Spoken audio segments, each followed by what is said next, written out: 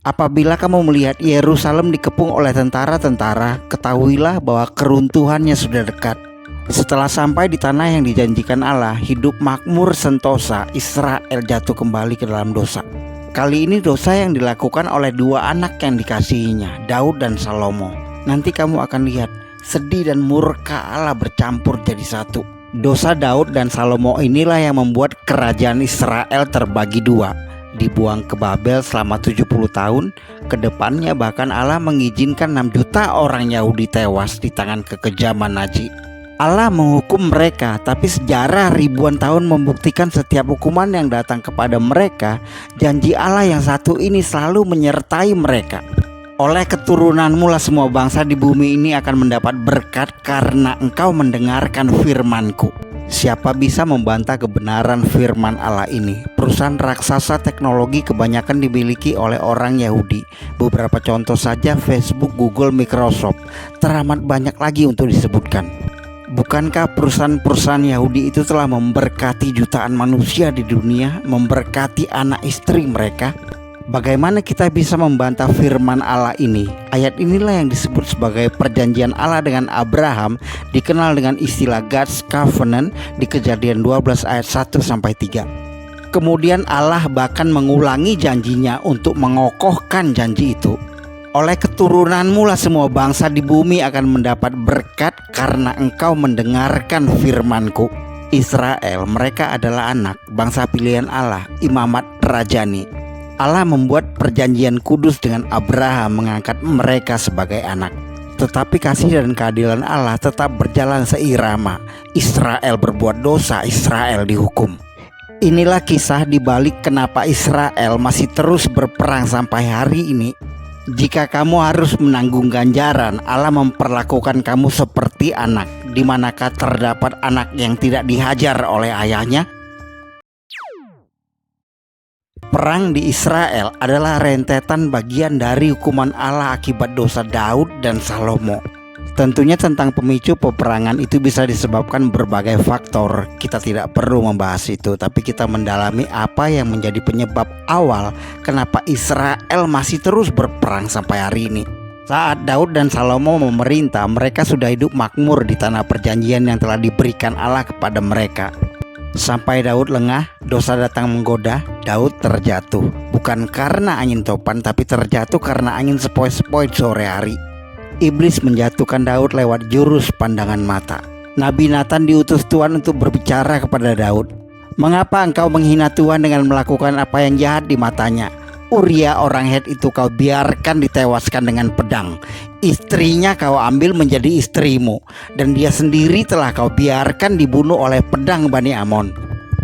Dosa Daud ini dosa sangat berat, dosa yang menetaskan dosa lainnya. Daud melanggar 4 perintah hukum Taurat sekaligus. 1. Daud mengambil dan mengingini istri orang lain. 2. Daud berzinah dengan istri orang lain. 3. Daud bukan sekedar membunuh, tetapi Daud melakukan pembunuhan berencana terhadap Uria, suami Batseba, untuk menutupi perbuatannya. 4. Daud berkelit tidak mengaku ketika bertemu Nabi Nathan yang diutus Allah. Dan inilah hukuman Allah itu yang menyebabkan peperangan sampai sekarang masih terjadi di Israel. Oleh sebab itu pedang tidak akan menyingkir dari keturunanmu sampai selamanya, karena engkau telah menghina aku dan mengambil istri Uria orang Het itu untuk menjadi istrimu. Perhatikan kalimat, pedang tidak akan menyingkir dari keturunanmu sampai selamanya. Ini firman Allah, sampai selamanya. Artinya kata pedang yang dipakai adalah melambangkan peperangan yang akan terjadi terus-menerus di Israel. Dan sejak dosa Daud itu, Allah langsung menjatuhkan hukuman seperti berikut. Anak hasil perzinahan Daud dan Batseba tadi mati. Nabi Nathan menyampaikan pesan dari Tuhan kepada Daud dan mengatakan anak yang lahir dari percinaannya dengan Batseba tidak akan dibiarkan hidup. Walaupun demikian, karena engkau dengan perbuatan ini telah sangat menista Tuhan, pastilah anak yang lahir bagimu itu akan mati. Setelah anak itu mati, Daud dan Batseba dikaruniakan seorang anak lagi. Kemudian Daud menghibur hati Batseba istrinya. Ia menghampiri perempuan itu dan tidur dengan dia, dan perempuan itu melahirkan seorang anak laki-laki. Lalu Daud memberi nama Salomo kepada anak itu. Tuhan mengasihi anak ini. Tapi penting dicatat, walau Daud diberkati anak lagi, tapi hukuman Allah terhadap Daud terus berlanjut, layaknya penyakit kanker yang menjalar.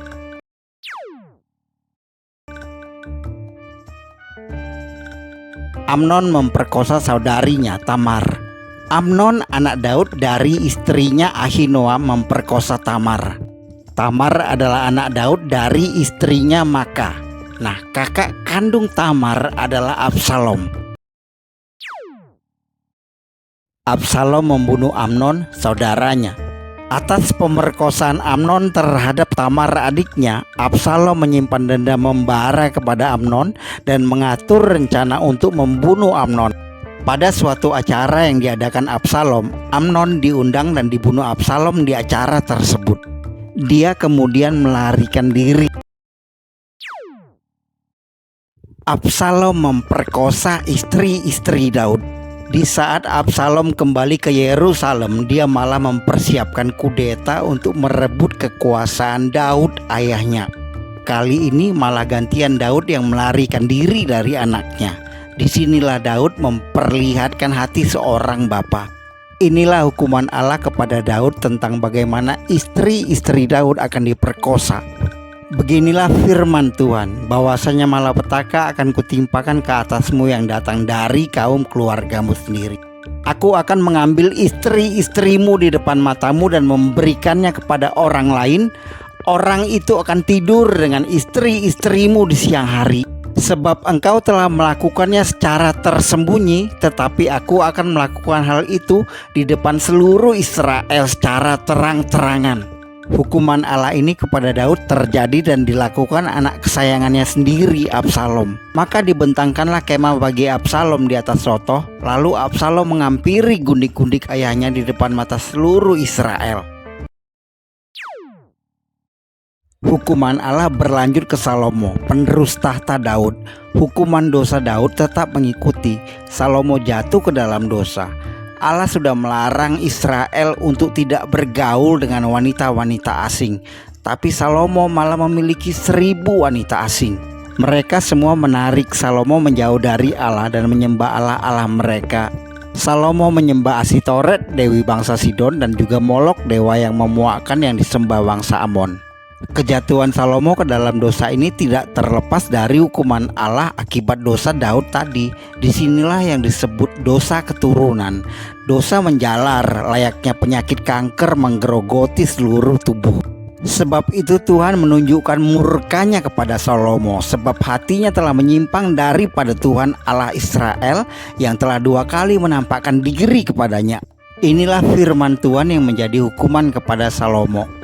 Lalu berfirmanlah Tuhan kepada Salomo, oleh karena begitu kelakuanmu, yakni engkau tidak berpegang pada perjanjian dan segala ketetapanku yang telah kuperintahkan kepadamu, maka sesungguhnya aku akan mengoyakkan kerajaan itu daripadamu dan akan memberikannya kepada hambamu. Hanya pada waktu hidupmu ini aku belum mau melakukannya oleh karena Daud ayahmu, dan dari tangan anakmu lah aku akan mengoyakkannya. Nah, perhatiin, dari dosa Salomo inilah kerajaan Israel terpecah dan terkoyak menjadi kerajaan Israel Utara dan kerajaan Yehuda. 1. Kerajaan Israel Utara dengan ibu kota Samaria, terdiri dari 10 suku dengan Yerobeam sebagai raja pertama. 2. Kerajaan Yehuda dengan Yerusalem sebagai ibu kotanya, terdiri dari 2 suku, suku Yehuda dan Benyamin, dengan Rehabim sebagai raja pertama. Perpecahan ini menandai akhir dari kerajaan Israel bersatu dan membuka jalan bagi konflik dan kehancuran kedua kerajaan di masa depan, termasuk pembuangan bangsa Israel ke Babel selama 70 tahun setelah serangan kerajaan Babilonia. Inilah awal kisah sejarah kenapa orang Israel sangat membenci orang Samaria. Nah, setelah Israel kembali dari 70 tahun pembuangan di Babel, itu sebagian dari mereka adalah Israel yang sudah pernikahan campur, atau selama Israel dibuang ke Babel, yang tersisa tinggal di Yerusalem yang tidak dibuang ke Babel, banyak menikah dengan penjajah asing yang tinggal di Yerusalem. Peristiwa ini digambarkan dalam kisah Ohola dan Oholiba di Yeskiel 23 yang menggambarkan kakak beradik Yerusalem dan Samaria. Ketika Yesus datang ke bumi, Yesus ingin menghapus hukuman Israel, tapi Israel menolaknya. Ketika Yesus menjumpai wanita Samaria di sumur, Yesus ingin mempersatukan antara Yerusalem dan Samaria. Sampai hari ini di Yerusalem, penginjil atau misionaris Kristen yang memberitakan tentang Yesus di jalan masih menghadapi caci maki dan hinaan oleh warga-warga Yahudi. Walaupun ada jumlah yang bertambah orang Yahudi menjadi Kristen dan percaya.